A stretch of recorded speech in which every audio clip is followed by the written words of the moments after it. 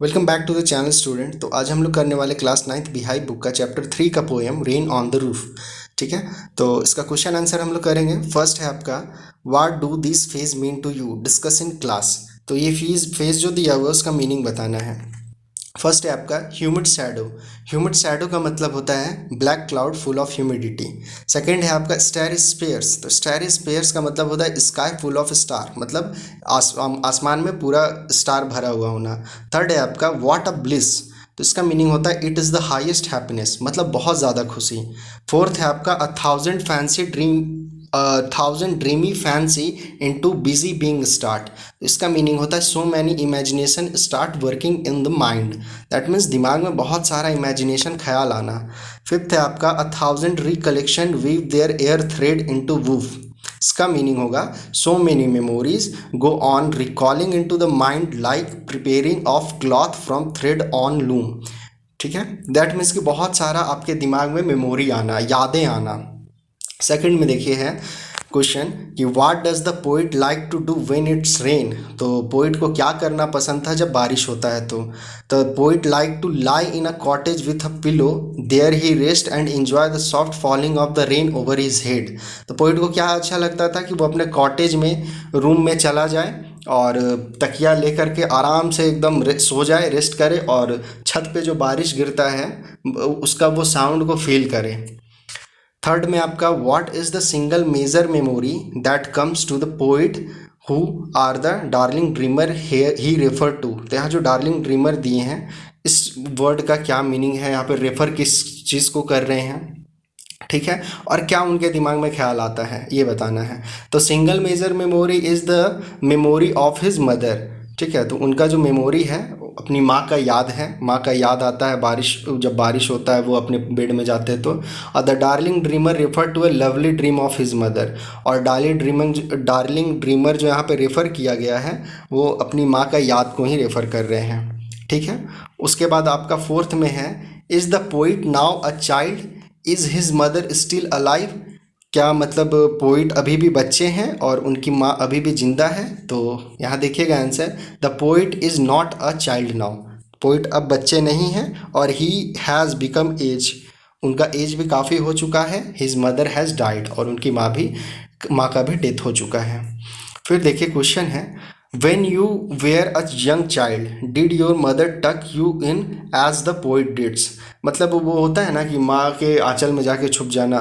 तो जब आप थे, आप भी बच्चे थे, तो आपके साथ भी ऐसा होता था जैसा पोइट के साथ होता है। तो यहाँ आपको खुद से भी लिख सकते हैं यस माई मदर ऑल्सो टक यूज टू टक मी इन द सेम वे। जैसे पोइट को करते थे उसी तरह मेरी माँ भी करती थी।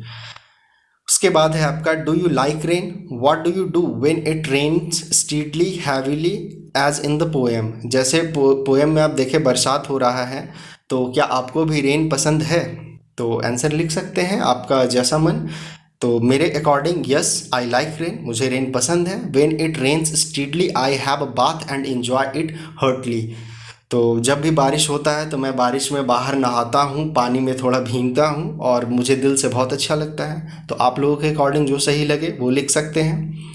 थर्ड है आपका does everybody has a cosy bed to lie in when it rains. मतलब क्या सबके पास एक कॉजी आरामदायक बेड होता है। Look around you and describe how different kind of people और animal spend time during rain, what they do when it's rain. तो जब बारिश होता है तो आपको बतलाना है अपने आसपास में देख करके कि लोगों का क्या नीचे, मतलब बारिश होने पे लोग कैसा बिहेव करते हैं, उन लोग क्या प्रॉब्लम होता है, या अच्छा लगता है या ख़राब लगता है जो भी।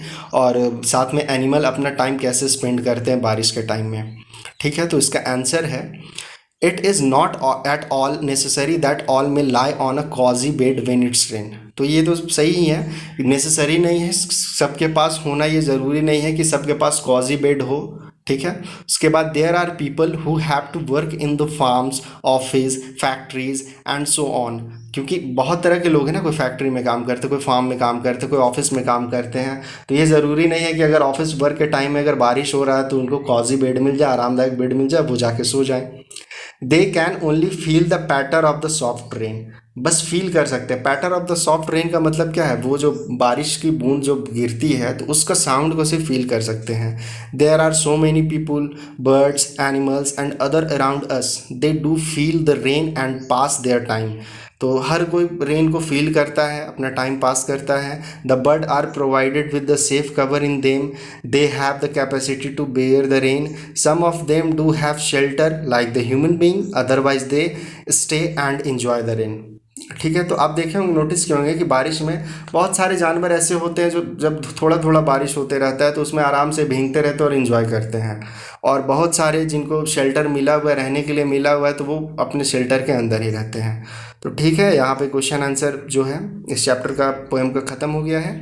अगर आपको और भी चैप्टर का क्वेश्चन आंसर या एक्सप्लेनेशन चाहिए तो प्लीज़ कमेंट ज़रूर करें। साथ ही आप वीडियो को लाइक भी करें और चैनल को सब्सक्राइब ज़रूर करें, क्योंकि मैं इस तरह का चैप्टर एक्सप्लेनेशन और क्वेश्चन आंसर एक्सप्लेनेशन का वीडियो रेगुलर कोशिश करता हूं कि लेते आऊं। और इस वीडियो का, अगर आप इस चैप्टर का पोएम का एक्सप्लेनेशन देखना चाहते हैं तो मैं वीडियो का लिंक डिस्क्रिप्शन में दे दूँगा। ठीक है, तो फिर मिलते हैं नेक्स्ट वीडियो में, तब तक के लिए बाय एंड टेक केयर।